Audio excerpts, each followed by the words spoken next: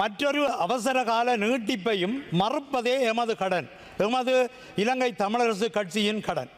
பேரவையை தலைமை தாங்கும் பிரதி சபாநாயகர் அவர்களே, பொதுமக்கள் பாதுகாப்பு கட்டளை சட்டத்தின் கீழ் 26/2/28 2477 சாயோடு 46 இலக்க அதிவிசேட வர்த்தமானி மூலம் இலங்கையின் அரச தலைவரால் கொண்டுவரப்பட்ட அவசரகால நிலை கடந்த 2026-2/28 தொடக்கம் நீட்டிக்கப்பட்டுள்ளது. நாட்டின் மீதான இறைமை கேள்விக்குள்ளாக்கப்பட்டு மத்திய கிழக்கில் பரவும் போர்ச்சூழல் இலங்கை தீவையும் பாதிப்பதை நாம் எல்லோரும் உணர்கின்றோம்.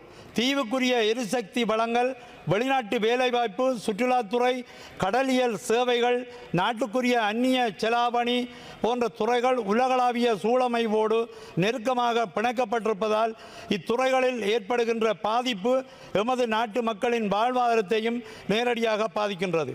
உலக ஒழுங்கில் ஏற்படுகின்ற பொருளாதார அதிர்வுகளுக்கு ஏற்ப நாடு தயார்படுத்தப்படுவதாக கடந்த 2026 3/3 அன்று ஜனாதிபதி அவர்களால் தெரிவிக்கப்பட்டது.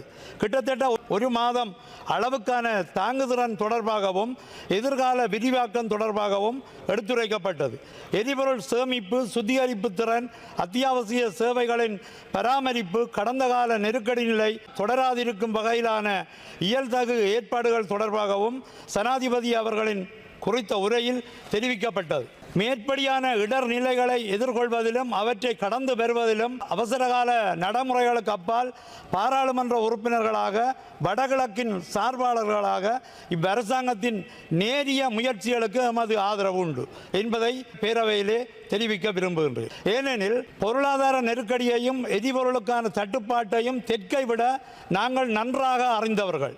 சொந்த தீவுகளுக்குள்ளாகவே அரசின் பொருளாதார தடைக்குள்ளும் தற்சார்போடு வாழ்ந்தவர்கள். எனவே அத்தகைய சூழல் மீண்டும் ஒருபோதும் ஏற்படாதிருப்பதை உறுதிப்படுத்துவதுதான் இந்த சபையில் உள்ள அனைவரும் பொறுப்பு.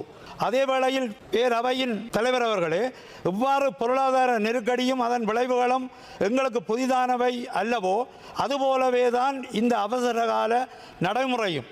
தற்போது நீட்டிக்கப்பட்டுள்ள அவசரகால நிலை தற்போதைய உலகளாவிய சூழலில் அத்தியாவசிய சேவைகள், பொருளாதார உறுதி, தேசிய பாதுகாப்பை உறுதிப்படுத்தல் போன்ற கூறப்பட்ட நோக்கங்களுக்காக மட்டும் பயன்படுத்தப்படுவதை இந்த அரசாங்கம், இந்த பேரவையும் உறுதிப்படுத்த வேண்டும்.